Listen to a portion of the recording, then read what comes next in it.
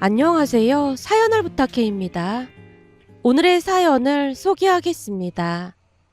어느 날 초인종이 울려서 확인해보니 시어머님이 와 계셨어요. 연락도 없이 오신 모습에 놀란 채 문을 열고 물었어요. 어머님, 연락이라도 하지 그러셨어요. 왜? 내가 온 게 못마땅한 거니? 그리고 내가 간다고 하면 태우가 얼씨구나 하고 오라고 했겠구나. 시어머님의 목소리가 그 어느 때보다 차디차게 느껴졌는데요. 시어머님 말에 말문이 막힌 채 눈치만 보고 있었습니다.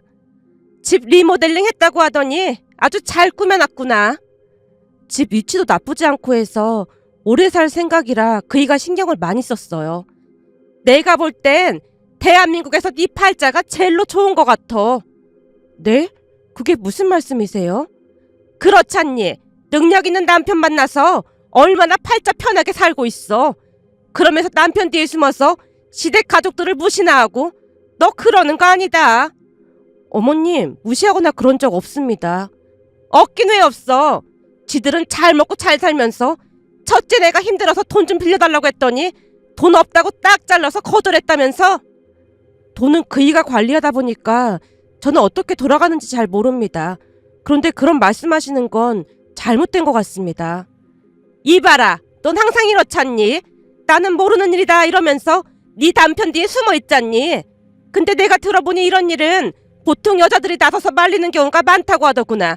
한마디로 네가 우리 태호한테 돈 빌려주지 말라고 눈치를 줬으니까 태호가 그런 거 아니냐 그 말이야. 마치 작정이라도 한 듯 시어머님이 제게 따져먹고 있었는데요. 우리 부부는 시댁 가족들과 사이가 좋지 않습니다. 남편조차도 시댁이라고 하면 치를 떨다시피 했으니까요.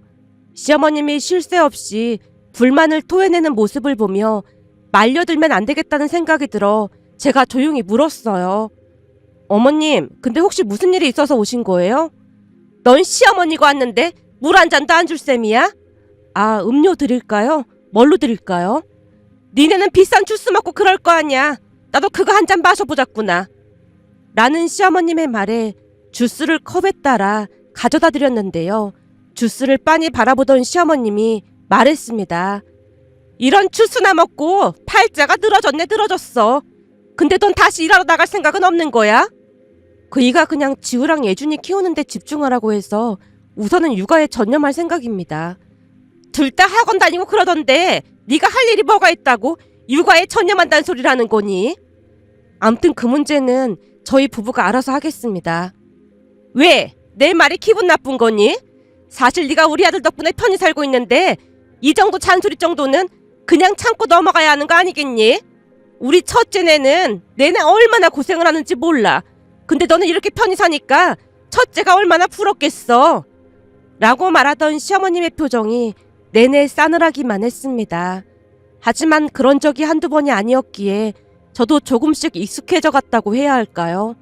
무엇보다도 시댁 가족들이라고 하면 남편이 워낙 날선 반응을 보였기에 괜히 저까지 거들고 싶지 않았습니다. 남편이 있는 날에는 든든하다 못해 무서울 정도로 철저한 방패막이가 되어주곤 했으니까요.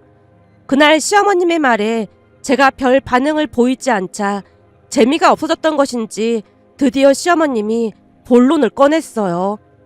저기 내가 오늘 여기 온 이유는 말이야. 조금 있으면 네 조카 돌잔치잖니. 그래서 그거 상의 좀 하러 왔다. 라며 시어머님이 조카 돌잔치 이야기를 꺼냈습니다. 사실 형님과 아주버님은 혼전 임신으로 부랴부랴 결혼을 한 뒤 첫째를 낳고 둘째 계획은 없다고 했었는데요. 생각지도 않게 둘째가 생겼습니다. 그 바람에 누뚱이를 낳게 되었고 첫째 조카와도 나이 차이가 꽤 많이 났어요. 그런데 조카 돌잔치를 굳이 저와 상의를 하러 오셨다는 말에 약간은 의아한 생각이 들어 제가 다시 물었습니다. 돌잔치 문제는 형님이랑 아주버님이랑 상의를 하셔야지 저랑 상의할 문제가 아닌 것 같은데요?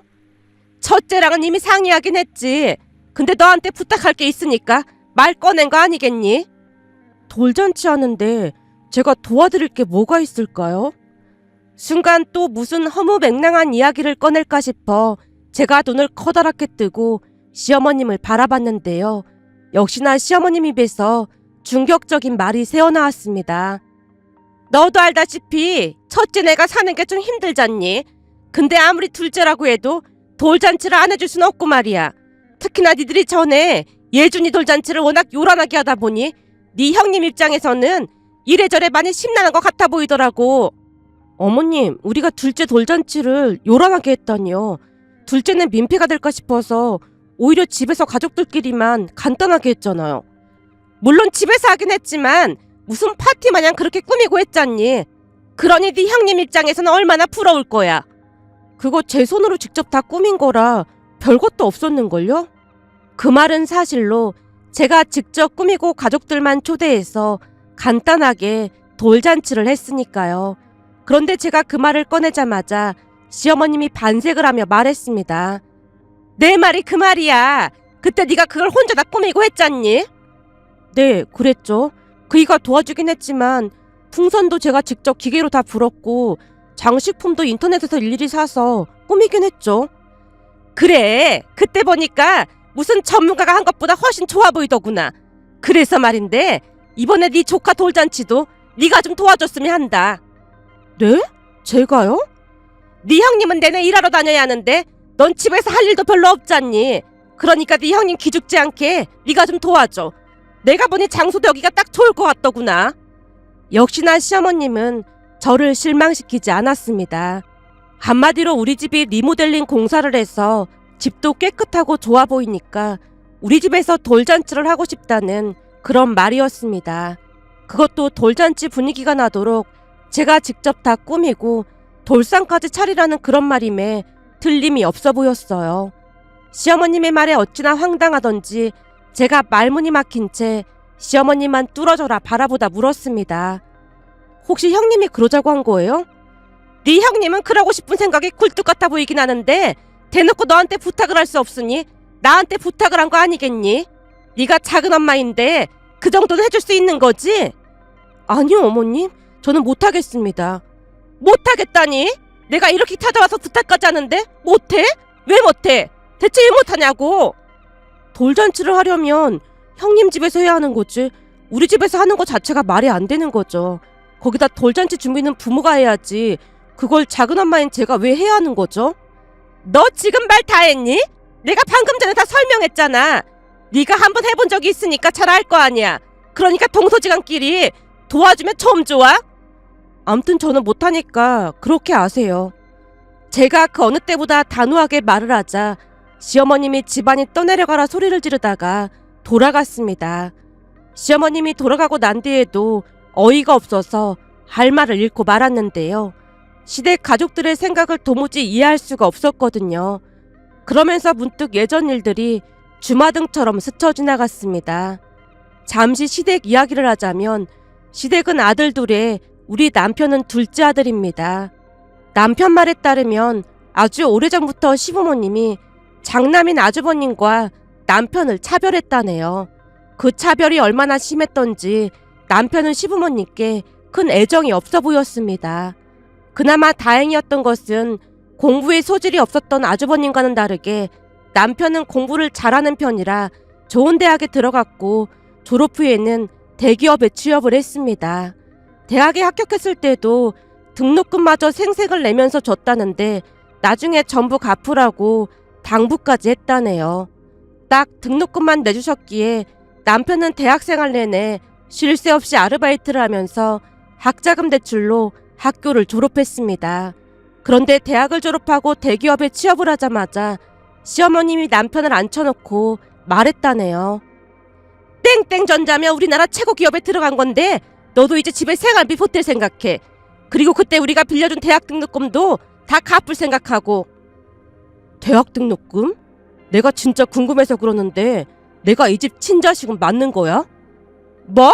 너 지금 뭐라고 했어? 참 이해가 안 돼서 그렇잖아. 대학 4년 동안 학비를 준 것도 아니고 딱 한 번 대학 입학금만 줘서 대학 내내 내가 얼마나 고생을 한 줄 알기나 해?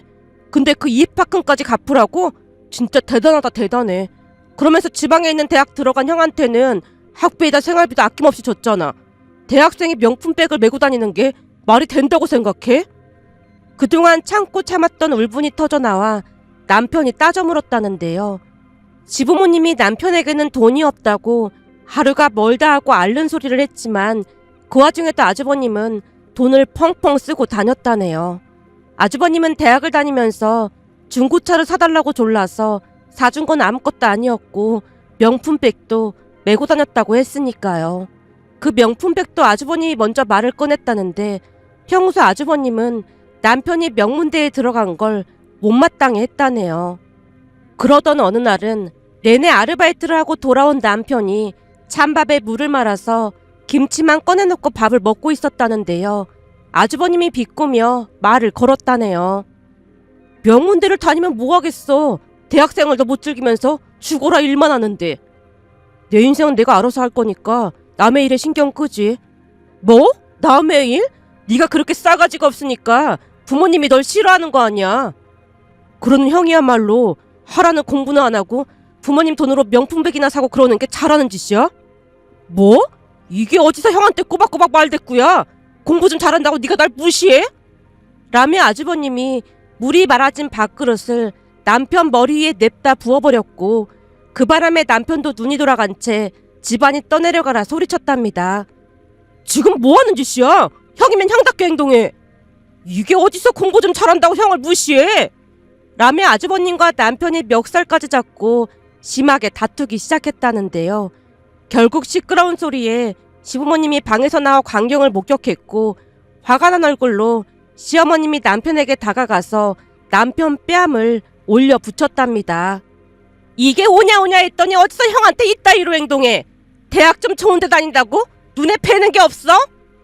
시어머님뿐만 아니라 시아버님도 벼락이 치듯 소리쳤답니다. 당장 무릎 꿇고 형한테 사과해. 어디서 감히 형 멱살을 잡을 수가 있어. 형이 먼저 제 머리에 이걸 부었단 말이에요. 그렇다고 형 멱살을 잡아? 공부만 잘하면 뭐해. 싸가지가 없는데.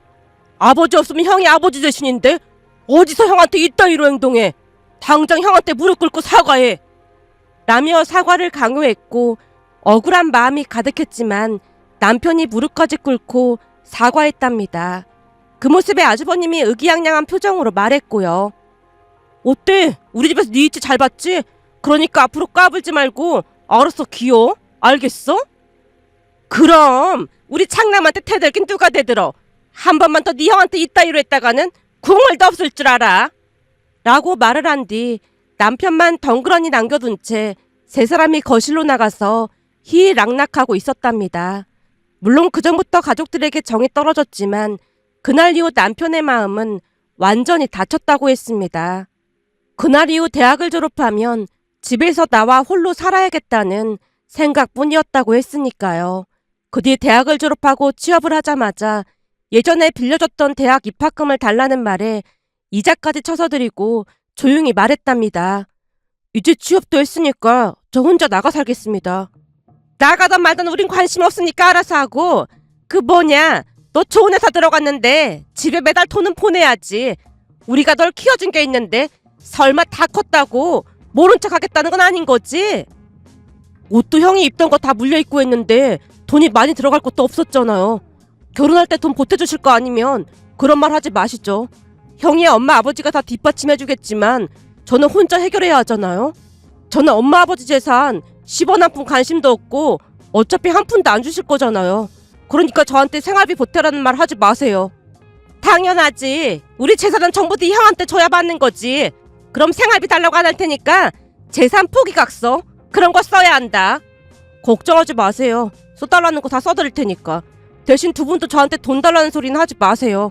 저는 지금 무일푼으로 시작해야 하는데 돈이 있어야 두 분 귀찮게 안 하죠. 알았어. 그럼 너도 우리 재산에 절대 눈독 들이면 안 된다. 라며 시부모님이 몇 번이나 강조하고 또 강조했답니다.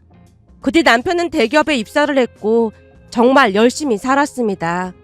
그러면서 같은 회사에 근무하고 있던 저를 만났는데요. 회사 사람들이 남편을 독종이라고 부르곤 했어요. 대호씨 말이야, 독종도 그런 독종이 없어. 독종이라면 성격이 안 좋다는 거예요? 그냥 볼 때는 성격이 나빠 보이진 않던데. 성격은 참 좋지. 예의 바르고 뭐 하나 나무랄 데가 없지. 근데 그렇게나 악착같이 돈을 모아서 열심히 투자 공부를 하더니 돈을 꽤 많이 벌었다고 하더라고. 우리 회사가 다른 회사보다 월급이 많긴 하지만 그래도 대단한 거지. 그러면서 서울에 아파트도 하나 갖고 있다고 하더라고. 엄청 알뜰한가 보네요. 저도 알뜰해서 그런지 그런 사람이 좋던데. 우리 부모님도 워낙 알뜰하셔서 저는 익숙하거든요. 맞다. 수연 씨도 엄청 알뜰하다고 들었던 것 같긴 하네. 수연 씨도 차도 없이 다니고 그렇지? 저는 차에 별 관심도 없고 대중교통이 편해서요. 우리 부모님도 엄청 오래된 차 타고 다니시거든요. 그런 집들 대부분 부자라고 하던데. 우리 집은 부자는 아니고 그냥 먹고 살만한 정도인걸요 뭐. 라며 제가 웃고 말았는데요. 사실 부모님도 양가 할머니 할아버지께 재산을 물려받으셨고 그중 일부를 오빠와 제 이름으로 아파트와 오피스텔 하나씩을 이미 해주시긴 했지만 주변에는 그런 사실을 말하고 다니지 않았습니다. 살면서 보니 그런 사실을 말하고 다녀서 좋을 게 없었으니까요. 그리고 그때는 제 이름으로 되어만 있을 뿐 모든 관리는 부모님이 하셨기에 저는 별 관심도 없었습니다. 그러던 중 남편이 일하던 부서로 발령이 났고 알뜰한 모습에 몇 번이나 놀랄 수밖에 없었는데요. 짠돌이라고 하기보다는 자기 자신에게 철저히 엄격한 사람이었습니다.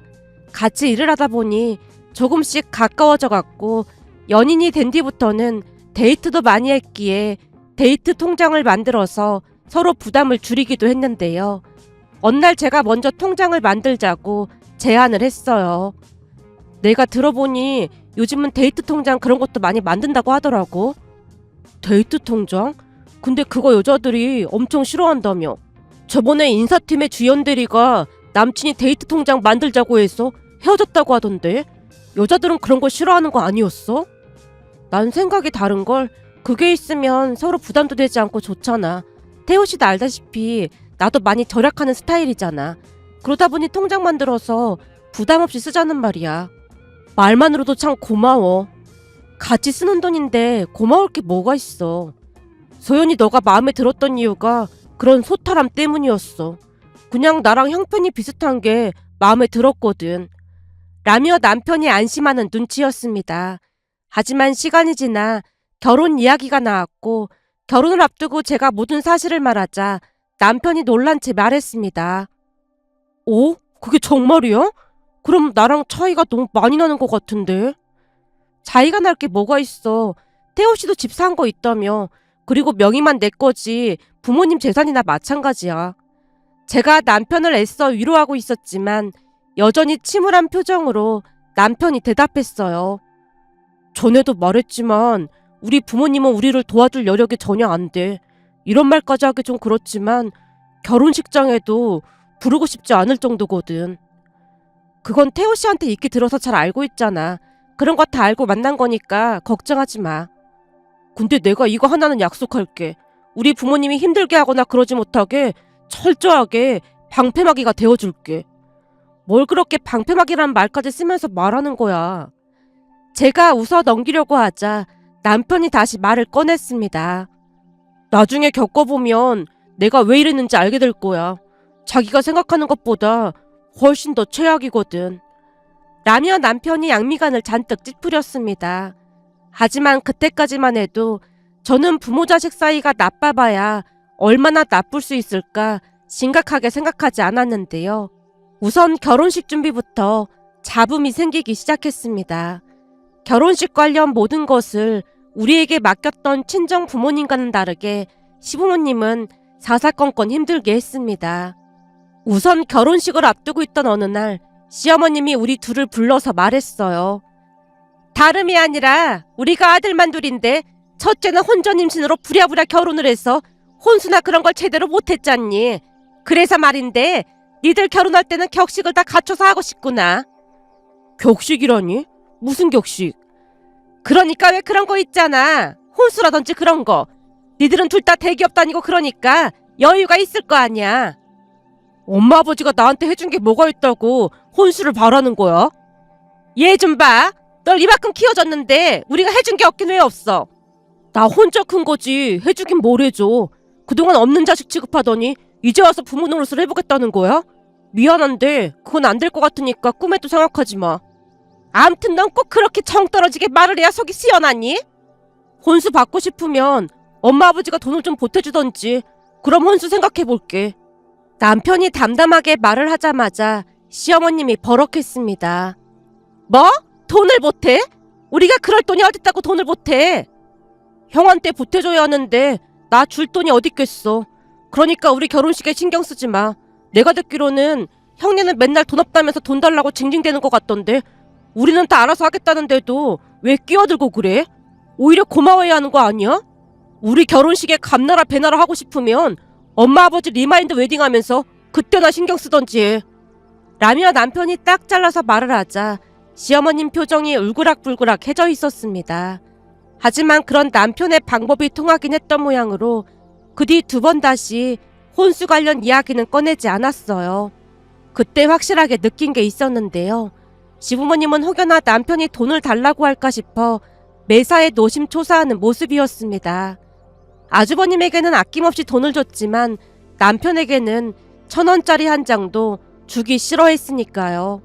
그렇게 우리는 친정 가족들만 축하해주는 반쪽짜리 결혼식을 올렸습니다. 결혼식 내내 시댁 가족들 표정이 너무나 안 좋다 보니 약간의 뒷말이 나오기도 했지만 어차피 자주 만날 사이가 아니라서 모른 척 지나갔습니다.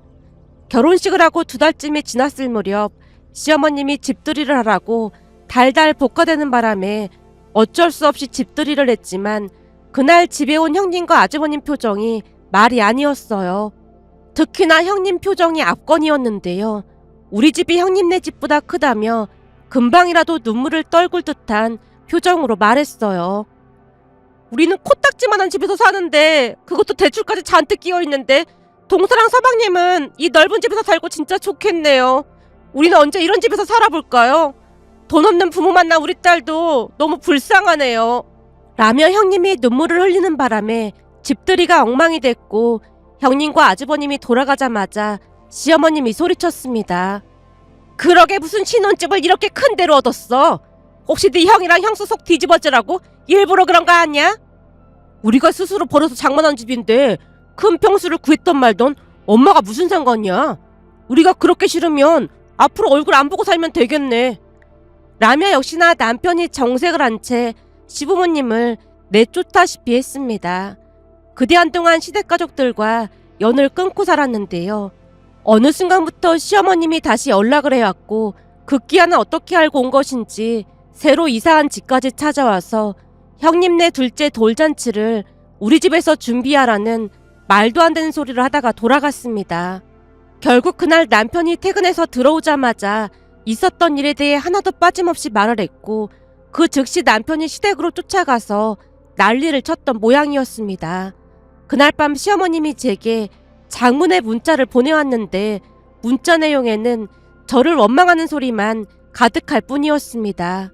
그리고 다음 날에는 형님이 전화를 해서 제게 짜증을 냈어요. 동서! 아무리 시댁 식구들을 우습게 알아도 유분수지 시어머님이 부탁을 하는데 그냥 무자르듯 싹둑 잘라버렸다며? 감히 며느리가 시어머니한테 어떻게 그럴 수가 있어?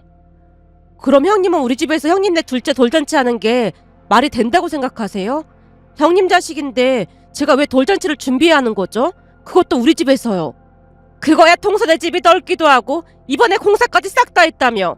이왕이면 넓은 데서 하는 게 좋을 것 같아서 그랬던 건데 말 참 서운하게 한다. 형님이야말로 기본적인 예의는 지켜주세요. 장소만 빌려달라고 해도 기가 막힐 노릇인데 저한테 돌상까지 차리라니요. 저는 못 들은 걸로 할 테니까 이런 일로 2번 다시 연락하지 마세요. 라며 전화를 끊었지만 형님이 계속해서 전화를 걸어왔고 곧 형님과 아주버님 전화번호를 차단해버렸습니다. 남편이 시댁에 쫓아가서 난리를 치긴 했던 모양으로 시댁 가족들에게 더 이상 연락이 오진 않았어요. 그런데 2달 정도가 지난 어느 날 시어머님이 또다시 전화를 걸어서 통보해왔습니다. 저기 돌잔치는 알아서 하기로 했으니까 니들은 집들이라도 해야지. 이번에는 그냥 조용히 지나가기로 했습니다. 그냥 지나가긴 뭘 그냥 지나가. 이사를 했으면 시댁 가족들을 초대해서 음식 대접을 하는 게 맞는 거지. 이번 달 마지막 주 토요일 날 다 같이 갈 거니까 음식 좀 준비하고 기다리고 있어라. 음식 준비할 때도 대충 하지 말고 상다리 부러지게 차려놔야 한다. 그리고 그날 가서 니들 집에서 자고 올 거니까 이부자리도 준비해놓고. 어머님, 저희 남는 이불도 없고 해서 그건 힘들 것 같네요. 그리고 집들이도 그이랑 상의해봐야 할 문제고요. 뭐? 이부자리가 없어? 걱정하지 마라. 그럼 우리가 이부자리 가지고 갈 테니까. 저한테 말씀하실 게 아니라 그이랑 통화해보세요. 글쎄 우리는 무조건 갈 테니까 그런 줄 알고 있어. 라며 시어머님이 막무가내로 전화를 끊어버렸습니다. 결국 그날 일을 남편에게 다시 말을 했더니 남편이 피식 웃으며 말했어요. 오던지 말던지 알아서 하라고 해. 우리는 그날 집 비우면 그만이니까. 그날 장인 장모님 모시고 여행이나 다녀오자고. 여행을? 그래도 시댁 가족들한테 말은 해야 하는 거 아니야? 말을 해도 듣지도 않을 건데 뭐하러 말을 해. 왔다가 우리 없으면 그냥 돌아가겠지 뭐. 일일이 대꾸를 해주니까 더욱더 만만하게 보고 그러는 거야. 그러니까 한번 된통 당해봐야 한다니까. 라며 남편이 대수롭지 않게 말했고 얼마 뒤 시댁 가족들이 오기로 한 전날 친정 부모님을 모시고 여행을 떠났습니다. 물론 시댁 가족들 전화번호를 전부 차단하고 떠났기에 그 뒤 무슨 일이 일어났는지는 잘 몰랐는데요. 며칠 뒤 집에 들어가려고 하자 옆집 아주머니가 나와서 말을 걸었습니다. 저기 어디 다녀온 거예요? 네, 여행 좀 다녀왔어요. 근데 시댁 가족들은 여행 간 거 모르는 것 같던데. 글쎄요, 오지 말라고 분명히 말씀드렸는데 오셨나 보네요. 그날 깜짝 놀랐지 뭐예요. 옆집 아주머니가 황당하다는 표정으로 남편과 저를 번갈아가며 바라보다가 다시 입을 열었습니다. 내가 듣기로는 시댁 사람들이라고 하던데 냈다 무슨 이불을 잔뜩 들고 계속 문을 두드려대더라고요. 이불이요? 그래요. 집에서 자고 가기로 했다나 뭐래나 그러면서 다들 이불을 한 짐 짊어지고 왔더라고요. 보다 그런 광경은 또 처음 보네. 밖에서 한참 동안 시끄럽게 해서 사람들이 신고까지 하고 난리도 아니었어요. 결국 경비 아저씨가 쫓아와서 데리고 갔고요. 아, 네. 소란 피워서 정말 죄송합니다. 아니에요. 근데 시댁 가족들 때문에 참 힘들긴 하겠더라고요. 라며 옆집 아주머니가 다시 우리 눈치를 보다가 들어갔습니다. 그 뒤 시댁 가족들이 몇 번 더 찾아와서 난동을 피우기도 했지만 우리가 상대를 해주지 않자 먼저 연을 끊자고 했고 남편이 고맙다는 말까지 한 채 연을 끊고 살고 있답니다. 그런데 며칠 전 엄마에게 전화가 걸려왔는데요. 얘 오늘 마트에 갔다가 네 시어머니랑 네 형님 만났는데 둘이 싸우고 난리가 났더라. 둘이서 싸우다니? 왜 싸워? 나도 얼핏 들어서 잘은 모르겠는데 그 뭐라더라? 네 시어머니가 네 형님한테 하는 말이 돈도 없는데 뭐하러 소고기를 먹냐고 뭐라고 하더라고. 그랬더니 네 형님이 돈도 많이 못 주면서 왜 잔소리까지 하냐면서 바득바득 대들더라고. 그 모습을 보는데 진짜 끔찍하더라고. 라며 엄마가 혀를 내둘렀습니다. 그 말을 듣고 있는데 씁쓸한 마음이 들어 이렇게 글 남겨봅니다. 오늘의 사연은 여기까지였습니다. 즐겁게 보셨다면 구독, 좋아요 부탁드립니다. 고맙습니다.